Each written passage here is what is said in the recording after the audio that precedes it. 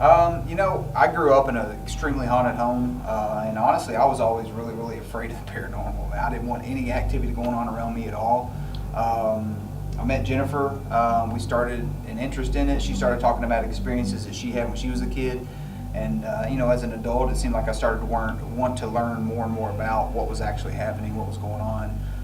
There was just kind of an air of the unknown about it, and so it kind of triggered us to do more and more research, and it really got us involved into the field. My interest stemmed from stories from my grandmother whenever I was a child. She's a very, very religious woman, but she always had these stories of stuff that her father had experienced whenever he was younger. So this is my great-grandfather. And for some reason, it's just always stuck with me, something I've always been interested in. Ever since I could read a book, I guess, I've been interested in everything. So I would read books on Bigfoot and UFOs and ghosts and everything. So forever. Honestly, we all met through a mutual friend on a ghost walk. Yeah. So we realized we lived just really a few minutes from each other. Jennifer and I lived a few minutes from Jeff. We lived together. Unfortunately for her. As a couple. Yeah, as a couple sometimes, unless I'm on the couch. But no, we just all hit it off. We've all been just best of friends ever since. And then we met this guy, Nick. What's his last name? Nick Gehoff. Yeah, that's it. Yeah, Nick Gehoff. Yeah. And we're all just as close as brothers and sisters. For me, I think at the Paranormal Battlefield still, in the John Dye House, it was an Oak Field Hospital. I got two spirits almost arguing over who was the doctor.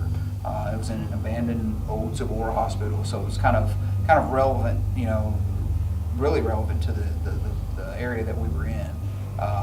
But it was just super clear. It was two voices talking back and forth. One of them was talking over the other, arguing who the doctor was. For me, first experience I ever had was I was around 15 in an old hotel, and I heard footsteps, and there was no reason behind them. And I'd read about everything, but that's the first time I'd actually experienced anything. So that kind of intrigued me, and I wanted to seek out more and find out more why that happened. It was odd.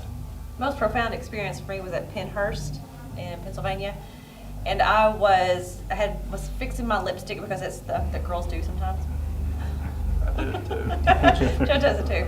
But anyway, so I had my camera up, my selfie camera, I was looking at it, and in the ward that was behind me, I watched a girl pass through the doorway, walk from one side of the room to the other. I could see she had long, stringy, brown, dirty hair. She was in a hospital gown. She never looked at me, never acknowledged me. Of course, it scared the crap out of me, so I gasped, and when I did, I heard a giggle from the room that she had walked into. I think the most significant experience I had here was in the boiler room. There was some ambient light showing in an area that we actually couldn't go to, and I think Nick was asking a guy who was allegedly killed in the room itself to come out and talk to us. And as he was asking this question, I saw a shadow moving back and forth on some hand railing. Something that kind of gives you a little cold chills. We've had several different types of activity happening, but I'd say that was probably the one that kind of startled me or got to me the most. Front rope hold area, I think it's as far forward as you can get on the ship. It's like a little cubby hole. And I stepped into there, and almost as soon as I did, like panic attack. And that's the area of the ship that bore the brunt of the impact whenever they hit the HMS Curacao. I was in R2D2 or whatever B340. There you go. I was in there, so it was pretty intense both nights that we were here. So it's supposedly one of the most haunted rooms of the ship, I guess. So it was weird. A lot of anxiety. People got overwhelmed and had to leave and things like that. So it was different. It was very weird. Strange room. Some of the events, we just announced a new event. We're going to get more details on it out to the general public in the next couple of weeks. But in May, we have Dustin Pari and KJ McCormick event at Malvern Manor, which Malvern Manor can be seen on an upcoming episode of Paranormal Lockdown. So you kind of get a first-hand look at what these people are going to be able to experience with KJ and Dustin. But then we've added a special kind of VIP package with that, with the Malvern Manor. Only a few tickets will be sold to this one, and it's on Friday night. It's going to be with Dustin and KJ at the Villisca Axe Murder House, which is actually one of my shirt there. It's an old version of it. If you look real closely, Johnny Hauser is in one of these windows, sticking his beard out. So, but yeah, that's going to be May 19th and 20th. So we're really looking forward to that. We've got multiple locations signed. We're just filling up details on those right now. But something I think we're all really excited about coming up in September is CryptidCon. CryptidCon, Bigfoot Monsters and Legends. We're going to be having that in Frankfort, Kentucky, the Capitol Plaza Hotel.